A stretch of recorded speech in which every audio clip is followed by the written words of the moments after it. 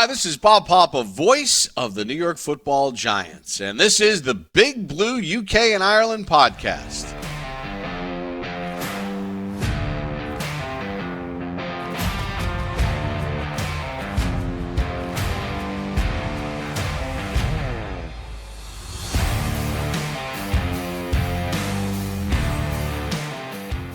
Welcome back, Giants fans, to this new series, and please welcome my guest for this episode, the author of The Big 50, The Men and Moments That Made the New York Giants, host of Locked On Giants, Sports Illustrated's Patricia Traina. How are you?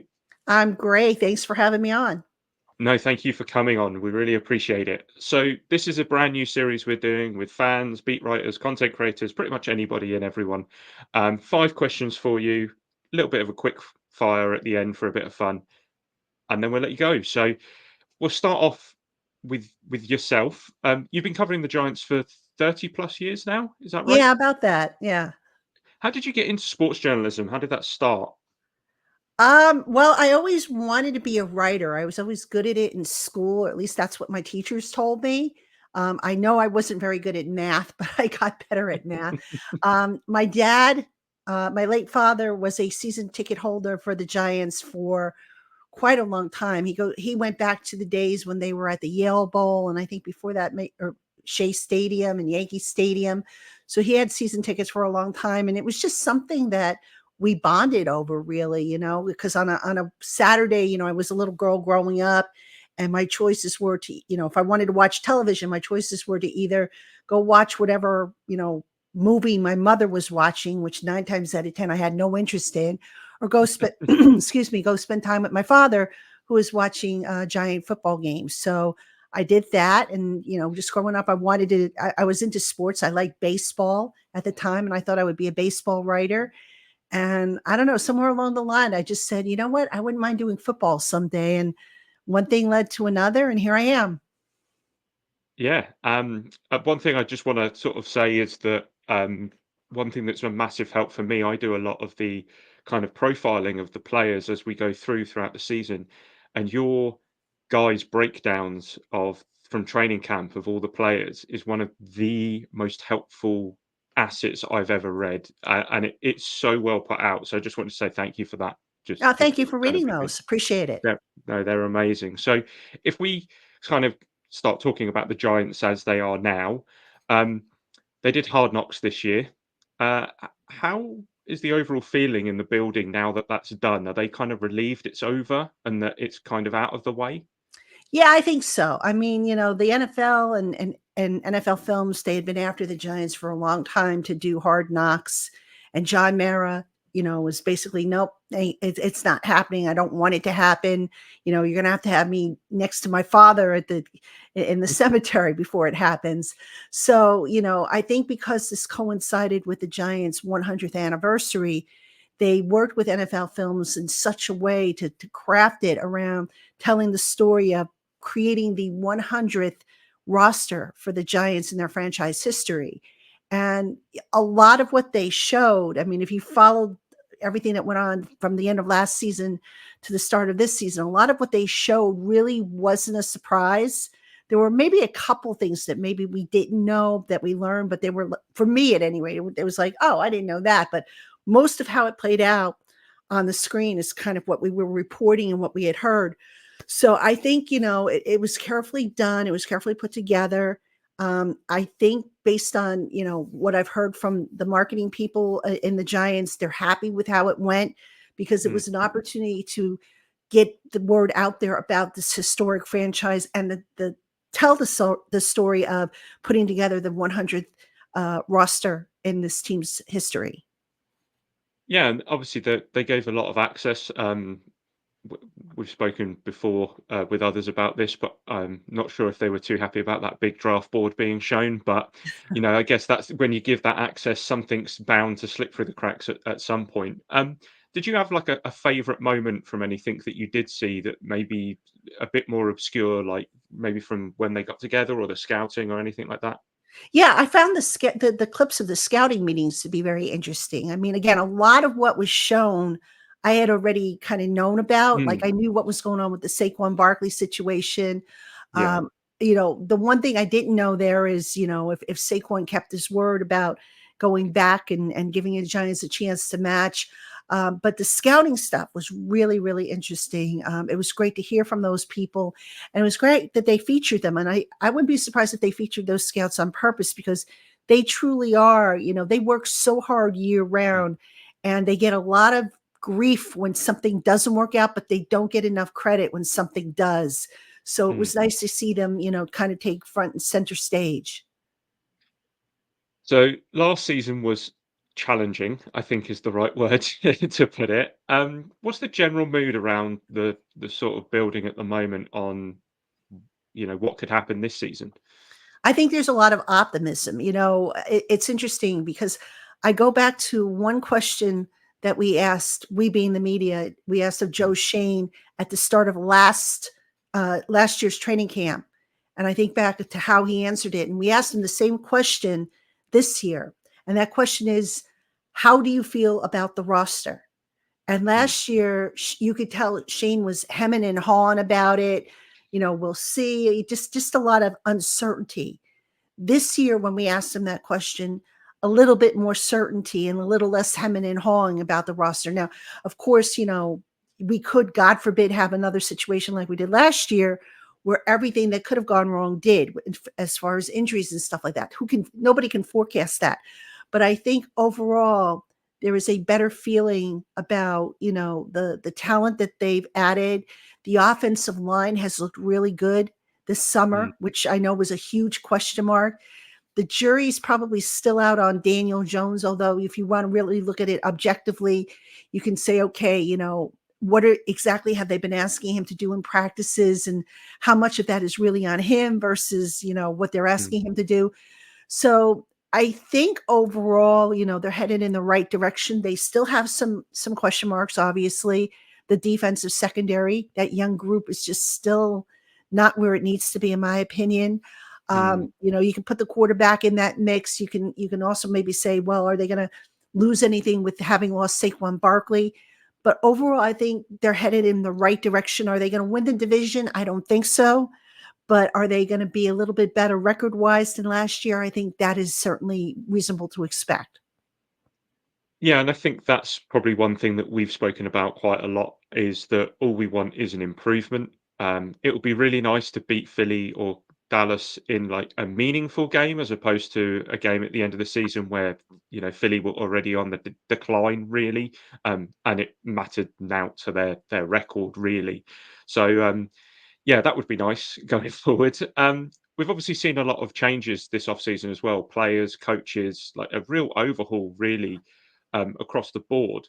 And now we're starting to see sort of a new intensity that we maybe haven't seen in recent years from the Giants. Do you think that that's part of a new identity that they've brought in from the players that have come in? Yeah, I mean, look, can we honestly say that the Giants had a definitive identity the last few years other than that of a losing team? And that's not Yeah. the identity you want to have. You don't want to be, the laughing stock of the league. You don't want to be the team that everybody knows, oh, we're struggling, but we're playing the Giants this week, so it's our get right game. You don't want that identity. So I do think, there is a renewed sense of, of urgency. I Mm, think, they're still forming their identity, but they want to move away from being that, get right team that everybody mm, seems to think they are, and what they have been historically. And, it's going to take time. If you think about it, the Giants didn't go from being a Super Bowl champion back in 2011 to being, one of the bottom dwellers overnight. It took several mm. years for that to happen. It's going to take several years for them to get back to being relevant again. And, people just, I know it's hard because it's been over a decade. I get that. But people are going to need to be patient. Not every move they make is going to necessarily be the right one. But look, if 85 to 90% of the moves they make turn out to work out for them, I'll take that as opposed to, them constantly swinging and missing on guys. Yeah, yeah, and I think that you can almost see that Joe Shane's taken that to heart a little bit with the way that he's rebuilt the offensive line as well, and that he's gone away from that. Okay, let's try and build it with youth, and actually let's get a couple of pieces in here who one can teach the youth, but two can actually make an impact now for us. Yeah, and then don't forget Carmen Brillo. I mean, look, this is a guy who back when as soon as they fired Bobby Johnson, I started hearing Brillo's name as a possibility. And I spoke to my Raiders colleagues, and everybody I spoke to had nothing but good things to say about Brillo as a person, as a teacher, as to what to expect. You know, that I was told, keep an eye on how he teaches. You're going to really be impressed. And I think a big difference with Brillo versus maybe Bobby Johnson, the previous offensive line coach, Brillo, is not really a yeller and a screamer. And I've made this comparison before, so I'll make it again here. When I was in high school, I had a math teacher who one day just walked into the classroom, started putting an equation up on the board, put a couple of them up, and then put a third one up and said, "Okay, now you guys solve it." And meanwhile, he didn't explain how you got from point A to point B. And I'm sitting there and I'm trying to figure it out, and I have no clue what he has done on the blackboard. And subsequently, I couldn't figure out how to do it myself. Well, then I got another math teacher who actually took the time to explain how to get from point A to point B. That's Brillo. He explains how to get from point A to point B, the how and the why. And I think when you have more details like that, you can better adjust. You can clarify things that maybe you think you're doing right, but you're not, and you just have better results overall.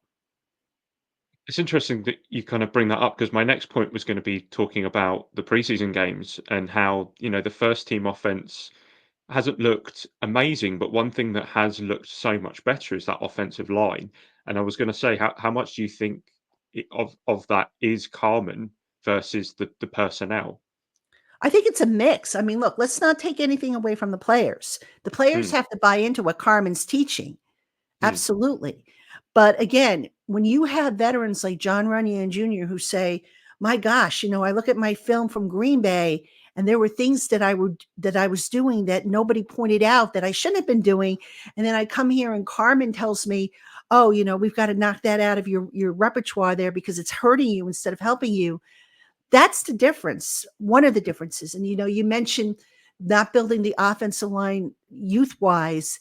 I had to kind of chuckle a little bit because everybody's like, "Oh, the Giants didn't draft offensive linemen." Well, you got to develop guys first. They do yeah, have youth on that offensive line. They just didn't develop it, for whatever the reason. So exactly. the approach was, let's get veterans here because we need this group to hit the ground running if we're ever going to Mm, really get a full assessment of Daniel Jones. And we've got some young guys here, but we've got to develop them and take them to the next step. I mean, you look at Joshua Zuno, for example. That young man has talent, but he was all over the place with the consistency. So Carmen's working with him. He's working with the other young guys and just build them up. So now that you have guys in the pipeline, so that when another veteran moves on and you have an opening for a starting job, you can move one of those younger guys into that. yeah, absolutely, absolutely. The other point is obviously going to be Daniel Jones. I mean, it has to be. Um, I'm one of the people who sees those first few drives and thinks, not great, but afterwards I can see that there's improvement. And I think a lot of people forget that he's probably come back from a torn ACL much quicker than anybody has, really, especially at the position, it seems. So, how do you see that playing out this year? Because he has a narrative. I don't think I agree with it totally. But does it affect him, or is he kind of just that one track mindset? Well, he says he has a one-track mind. I mean, Mm, but how could you not hear the yeah, criticism? How could you not see it? You'd have to be basically living in a bubble not to hear and see it. So that yeah. said, look, Daniel Jones, you know, I've gone on record as saying I got to be made a believer of. I'm from, Mhm, we have a saying here. We say I'm from Missouri. Missouri is known as the show me state. So I said I'm from Missouri. Show me. mm, Um, so look, Daniel Jones, he has the tools. He's intelligent, but the problem with him, and it's not just this year, it's been all career long, is his post snap processing. And mm, when you're running an offense that depends heavily on timing, if you hesitate even a split second, guess what? Now your receiver either has to slow down his route or adjust his route. And if you got guys that don't know how to adjust properly, you're going to have miscues. You're going to have drop balls, incomplete passes, interceptions, whatever the case may be. So that's what I want to see more from Daniel Jones. I want to see more decisiveness post snap. I haven't seen enough of it yet to say, okay, they're going to be okay there. I hope they will, but I need to see it. It's interesting because a lot of the sort of writers and journalists that I've spoken to so far obviously have come external and are not Giants fans, but obviously you were a Giants fan from an early age. Does that help or kind of hinder sometimes, do you think? No, I mean, look, I tell young writers, you can't be a fan of the team you cover. You just can't. I mean, that's the number one thing I think I see when I hear from young writers looking to write for me. They say, hey, I've been a Giant fan all my life. And I keep telling them, that's not going to get you the job. Mhm, You're going to get the job if you can write, if you can do your research, if you can be objective. mhm. So fandom, you got to throw that out, because the second you start wearing the blue colored glasses, now, it becomes harder for you to critique the team when you need to. Yeah, yeah. You become emotionally involved, which you've got to keep out. So trust me, I had that knocked out of me way, way, way a long time ago. The great Jerry Eisenberg, who for years, I mean, I think he's in the New Jersey Hall of Fame for journalists, a tremendous guy. I was so lucky to come into the business with him, and being there, and some other great writers who unfortunately have either retired or passed on. And that Mm. was the number one lesson he told me, because I made the mistake one day. I referred to the Giants as we, and he goes, He says, you're not part of the team. Don't use that term. So that's the lesson I pass on to my writers now. Absolutely. I love that. That's great. Right, that's all the questions. So let's do the quick fire, the fun bit. So I was reading on your sort of blurb on si.com that you do art based on your favorite band. So I was intrigued to know who those bands are. Well, I'm a child of the 70s. I grew up, I was a little girl in the 70s, so I got a lot of classic rock. So I was into like Boston, the Eagles. Kiss was a favorite band of mine. A new band actually that I've been following. They're from the UK, as a matter of fact. The Wild Things. I don't know. Have you heard of them? No, but I'll check them out because They're all of really this is good. kind They're of really my good. kind of thing. And they're So, Giant fans too, I should add. oh, really? That's how they found me. I was like, oh wow, I'm thinking, wow, this band is following me and they're pretty good. And then I come to find out that two of their members are really diehard Giant fans, which is kind of cool. So yeah, I just like, growing up, the Monkees, although the Monkees were more like in the 60s and I wasn't born until the late 60s. So I still like their music. And then just, I got into the 80s, obviously by the time I got into the 80s, I was a teenager. So whatever, Prince, Michael Jackson, Mm. Madonna, Janet Jackson, all that stuff. And then I started to kind of fade away with the music scene as I got into the 90s, and then the 2000s. I kind of leaned back to the classic rock scene that I grew up with. Yeah, yeah. That's great. That's amazing. So, how about sports teams? Do you have any other favorite sports teams? I grew up a Mets fan. My father was a big Mets fan, so it was always a treat for me to go to Mm. Shea Stadium, the old Shea Stadium, with him. I haven't been to Citi Field yet, believe it or not. I don't know why, Okay. but lately we've been doing minor league baseball. Like there's a minor league baseball team not far from where we live. So a couple times during the summer we go and we check out those games. I love hockey. I'm a big Rangers fan. Mm. um, you know, uh, because there's crossover with hockey and football, I don't really get into hockey until later on in the season, almost towards the end of the season, but I do try and keep up with that. So yeah, those would probably be my favorite sports to watch. And then Mhm. my favorite sports to play, not that I can play them anymore because unfortunately I have two bad knees. I was into softball. Mhm. I was into volleyball, and any sport really where I could take advantage of my height, because I was always the tallest kid in my class. So they always recruited me for, any sport where you had to have height and use it Yeah, to your yeah. advantage. Oh, that's great. Best stadium you've visited? Best stadium I visited in terms of what? In terms of overall experience, foods, press services. It's up to you because I had Ryan Dunleavy on here the other day. He was hyping up the Texans spread from the other Oh day. yeah, I saw that. Yeah, they have a nice stadium. I did make it down for that. Not this year, but I have gone to their stadium. Gosh, I think I would have to put. Well, I don't think I have one best stadium, but some of my favorites include Seattle's stadium. What is Hmm. it now? Lumen Field, I think it's Lumen called. Field, yeah. Tampa Raymond James Stadium. I think that's what it's still called. I don't know if it is Yep. or not, but Tampa, the where the Cardinals play, they play. Well, back then it was the University of Phoenix. I'm not up on the names. I'll tell you the teams.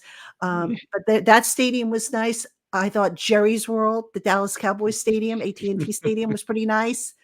Um, yeah, I'm just trying to think what else. I like Baltimore Stadium. The couple times I've been down there, it's different. Every stadium's different. Some people judge it based on the pre-game spread, and that's really determined by the PR staff. That's not necessarily, the stadium per se putting it out. That's the PR staff choosing what they're going to feed.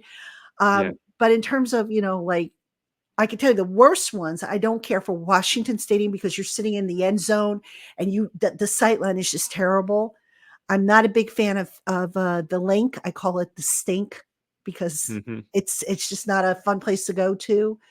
So yeah, those are some that come to mind. Well, worst stadium was my next question, and Washington is like almost a clean sweep, I think, Yeah, so far amongst I beat would say writers. Washington. Yeah, I would say Washington because of the sight line. It's like you're in the end zone. You are literally in the end zone. And when the action's on the other end of the field, it's like you better have a real good pair of binoculars. Mm. Otherwise you're gonna miss, what's going on. We were lucky enough that we were in the press box last year for the Patriots game at Mhm. MetLife, and that view is perfect. Like you can see everything. So I can't imagine being behind an end zone. Mm. Um, what's your favourite game you've attended? Now this can be obviously covering or personally. Oh, hands down, Super Bowl 42. Mm, That whole month, I think back to that whole month leading up to Super Bowl 42.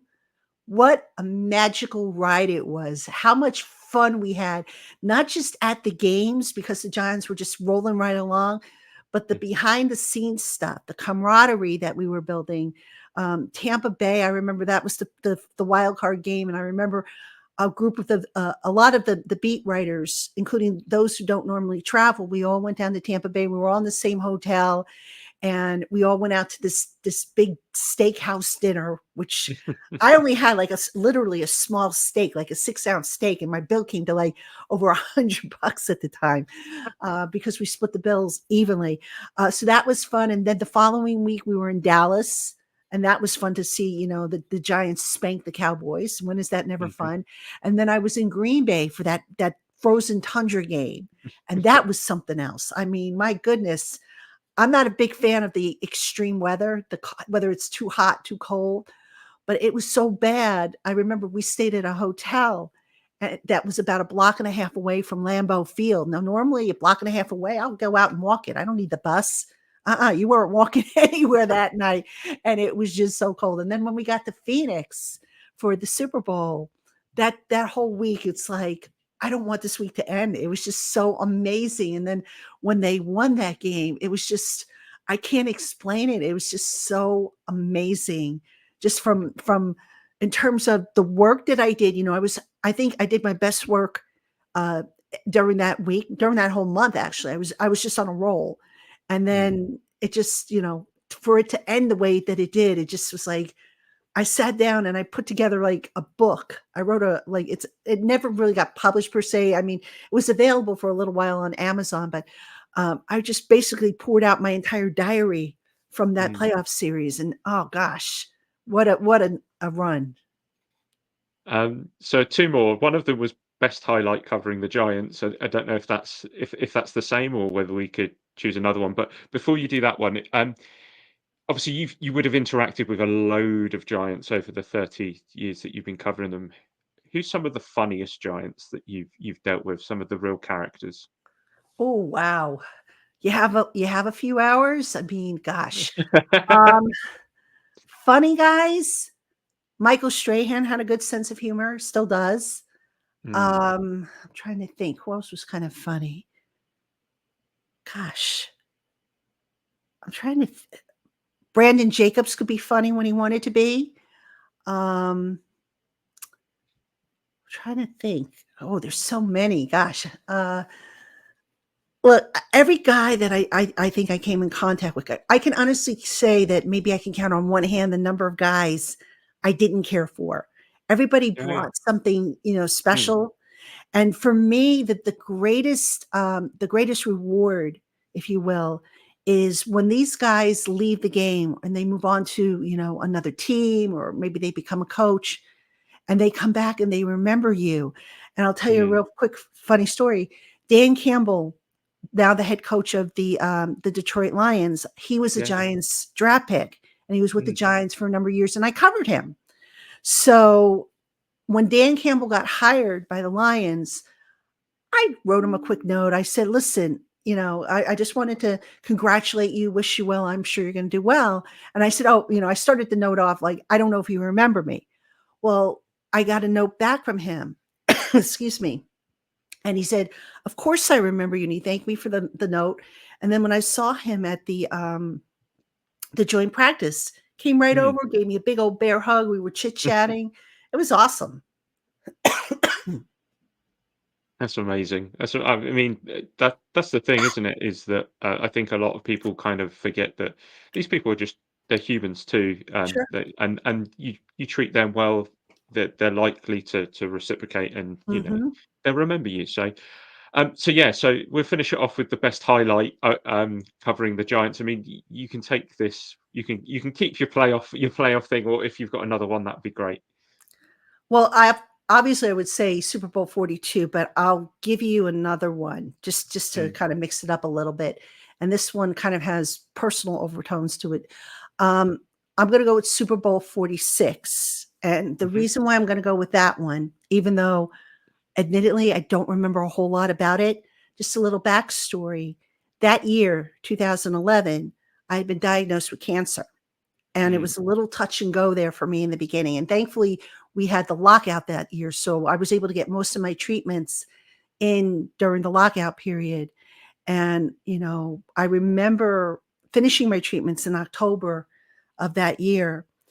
And I begged my doctor, I said, look, please clear me to go back to do the job because I miss doing the job. Doing the job is what kept me, kept my mind right and encouraged me to keep fighting because I was having too much fun, even though I might not have been doing it as well as I normally would have. That year when the Giants made the Super Bowl, I remember before we were supposed to apply for credentials and stuff, I went back to the doctor for a checkup and I said to her, I want to go cover the Super Bowl. And she was a little hesitant at first. She goes, well, you're just off chemo. Your immune system isn't fully where it needs to be. She goes, I'd be a little concerned with that. Plus, she knew me. She's like, knowing you won't get any rest. I'm like, gosh, she knows me. I got a reputation. So I promised her, I said, I promise you, doctor, I'll rest. I'll do whatever you tell me. I said, but if you tell me not to go, I won't go. But please let me go. So she gave me her blessings to go. And wouldn't you know it, I go to the Super Bowl and I end up getting sick. I mean, I had a super high fever the night before the Super Bowl, but I went and I did the game. I was a little late with my deadline, first time, and to knock on wood, only time I think I was late. And, but I did it. And I felt like in some strange way, it was a triumph for me personally to having overcome cancer when it was a little touch and go there for me in the beginning. And just, being able to celebrate that. And also as word got out about my condition, because, I wasn't one that kind of, announced it. I mean, I think I put it on social media, but eventually it made its way around the locker room and guys were like, wow, how are you doing this with cancer and the treatments? And, cancer treatments, they knock the stuffing out of you. They really do. And it takes you a long time to recover from them after you stop them. So I just kind of view that as kind of like a personal triumph and being able to celebrate that with these guys, because I really saw, and I'd seen the human side of them before that, but just the way they looked out for me, with making sure, okay, make sure she has water, make sure, if she's tired, give her a seat. Just the way the organization cared for me just really Mm. stood out. And I think that was a very special time. Amazing. What a way to end it. Thank you for Yeah. sharing that. That was absolutely incredible. That's all my questions done. That's all the quick fires done. So thank you so much for joining me. For those who want to follow your work and everything, do you want to just let everybody know where they can find you? Absolutely. So you can follow me on X, formerly known as Twitter, at Patricia_Traina, Traina. You could find my podcast, the Locked On Giants podcast. We're on YouTube. Make sure obviously, we have the Locked On Giants for San Francisco Giants, the baseball team. So you want Big Blue, obviously. And you can find my written work on the SI.com network. It's New York Giants on SI.com. So do come check us out. We run mailbags. The podcast, we have our Blue Crew community, which is an exclusive group of subscribers with whom I regularly try to correspond with via text. So we've got a lot of cool things going on both sites. And I'm just so thankful and appreciative to everyone who reads my work, listens to my work, takes time to, reach out with comments, good and bad. And, I couldn't be here if it wasn't for the fans. So thank you from the bottom of my heart for your interest. Perfect. There we go. We'll make sure that we put links to Patricia's X, to the website, and also to the Locked On Giants YouTube page and everything in the description down below. But to everyone who's watched or listened, we hope you've enjoyed this episode. Make sure to give it a like, subscribe, all that lovely stuff. All the social links will be in the description for us and for Patricia. But until next time, let's go Giants.